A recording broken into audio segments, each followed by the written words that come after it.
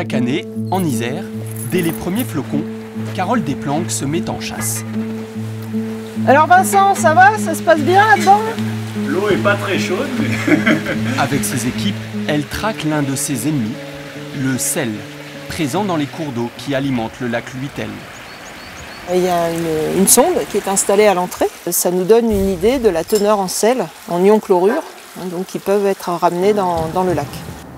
Le lac Luitel, la première réserve naturelle de France, créée en 1961 par André Malraux, du fait de sa biodiversité exceptionnelle. Amphibiens, libellules ou encore la drosera, une plante carnivore. De nombreuses espèces protégées, pourtant menacées de disparition au début des années 2000. Notamment ce qu'on appelle les desmidiers, qui sont des algues phytoplanctoniques un peu particulières, spécifiques de ce genre de milieu, étaient passées en nombre d'espèces de 201 en 1955 à 13 espèces en 2001. Et le même inventaire, en parallèle, a pu mettre en évidence l'apparition d'une espèce qui n'existait pas dans les années 50 et qui s'appelle Synecocystis salina.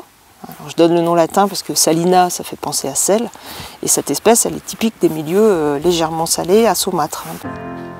Principale responsable de cette pollution au sodium, la départementale 111, à quelques mètres au-dessus du lac, ou plutôt son salage intensif pratiqué depuis les années 60.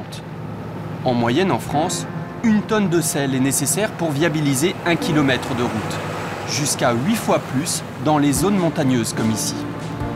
Pour sauver le lac, d'importants travaux ont donc été engagés, comme ces conduits creusés le long de la route pour récupérer les eaux salées et les évacuer plus loin dans des torrents où elles sont diluées.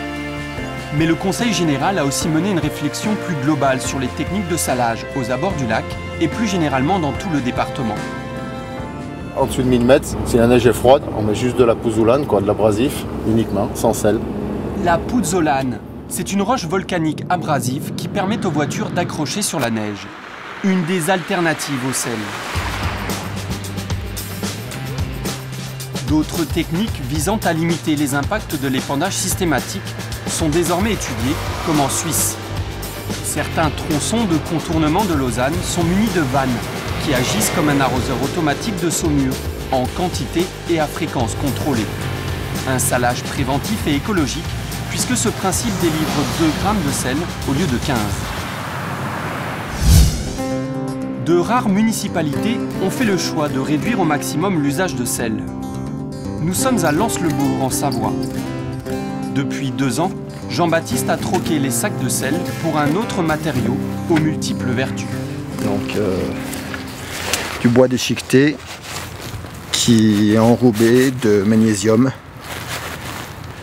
L'effet accrochant par la structure même du bois. Et derrière, le deuxième effet, le magnésium qui se libère et qui permet de faire fondre à la surface et permet d'éviter que ça regèle derrière. Pour une commune située dans un cadre naturel exceptionnel, utiliser un tel produit non corrosif et 100% bio a bien évidemment pour objectif de préserver l'environnement, mais pas seulement.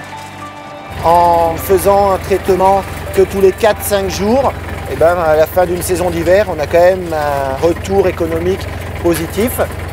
Et aujourd'hui aussi le sel, ça nous coûte cher en import, parce qu'il faut l'amener par camion complet, avec un stockage qui est plus difficile.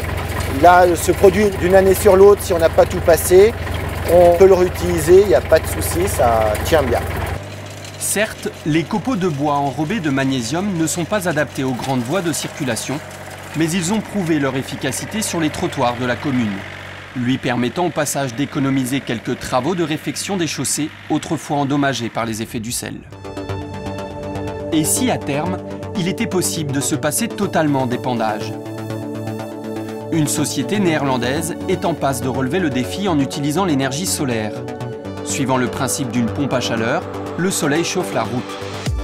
La chaleur stockée dans le bitume pourrait alors aider à réduire la couche de glace sur les routes pendant les mois d'hiver. Reste le coût d'une telle infrastructure, au minimum 4 fois supérieur à celui d'une route traditionnelle. La note risque d'être trop salée. L'épandage de sel a encore de beaux jours devant lui. Dans le monde, la moitié de la production est aujourd'hui consacrée à l'entretien hivernal des routes.